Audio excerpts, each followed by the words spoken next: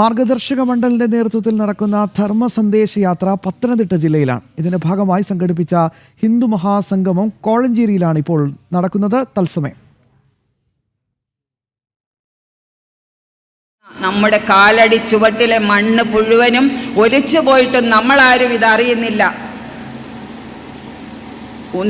ഒന്നുകിൽ നമ്മൾ ക്ഷേത്രത്തിൽ പോകുന്ന സമയത്ത് ഒന്നും കൊണ്ടുപോകാതിരിക്കുക. നമ്മുടെ കാശൊന്നും വേണ്ട ഭഗവാനെ രക്ഷപ്പെടാൻ.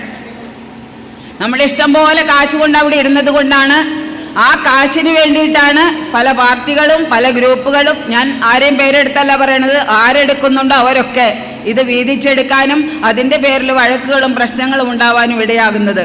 അവരവരുടെ വീട്ടിൽ നട്ടു വളർത്തുന്ന പൂവുണ്ടെങ്കിൽ ഒരു പിടി പൂവ് കൊണ്ട് ഭഗവാന്റെ ഏത് അമ്പലത്തിലും ഭഗവാന്റെ സമക്ഷത്ത് വെച്ച് ഹൃദയപൂർവ്വം പ്രാർത്ഥിക്കുക. പത്രം പുഷ്പം ഫലം തോയം യോമേ ഭക്ത്യാ പ്രയച്ഛതി എന്നാണ് പറയുന്നത്. ഒരു തുളസിയിലയായാലും പൂവായാലും അല്പം വെള്ളമായാലും എന്തായാലും ഭക്തിയോടെ കൊടുക്കുന്നതാണ് ഭഗവാൻ ഇഷ്ടം.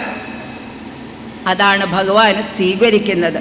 അപ്പോൾ അങ്ങനെ ഈ ക്ഷേത്രങ്ങളിൽ ധനം കുമിഞ്ഞുകൂടുന്നത് നിന്നാൽ കുറേ പ്രശ്നം തീരും. അർത്ഥം അനർത്ഥം ഭാവയ നിത്യം നാസ്തി തത സുഖലേശ സത്യങ്ങൾ. അപ്പോൾ അമ്മമാർ, കൂടുതൽ അമ്മമാരാണ്, സഹോദരങ്ങളും എല്ലാം ശ്രദ്ധിക്കുക. അമ്പലങ്ങൾ വളർത്തണ്ടെന്നല്ല, പോഷിപ്പിക്കേണ്ടെന്നല്ല. അമ്പലം നമ്മുടെ ഭക്തരുടെ കയ്യിലെത്തിയിട്ട് നമുക്കതിനെ നിയന്ത്രിക്കാൻ കിട്ടുന്ന ഒരു കാലഘട്ടം ഉണ്ടാവണം.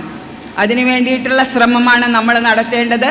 ഈ സന്യാസിമാർ ഇത്ര കഷ്ടപ്പെട്ട് എത്രയോ ദിവസങ്ങളായി കാസർഗോഡ് നിന്ന് ഇതുവരെ യാത്ര ചെയ്തു വരുന്ന വളരെയേറെ സന്യാസിമാരുണ്ട്. ഇവരൊക്കെ സമൂഹത്തിന് വേണ്ടി പ്രവർത്തിക്കാൻ സമൂഹത്തിലേക്ക് ഇറങ്ങിത്തിരിച്ചിരിക്കുകയാണ്.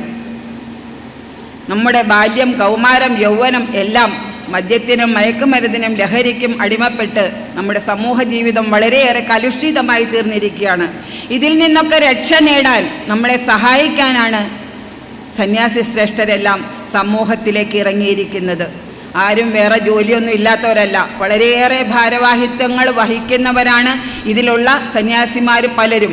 ആശുപത്രി നടത്തുന്നവരും സ്കൂൾ നടത്തുന്നവരും പ്രസ് നടത്തുന്നവരും അങ്ങനെ ഒരുപാട് ഉത്തരവാദിത്തങ്ങൾ ഉള്ളവരാണ്. അതൊക്കെ മാറ്റിവെച്ചിട്ട് സമൂഹത്തിലേക്ക് ഇറങ്ങിത്തിരിച്ചിരിക്കുന്നത്.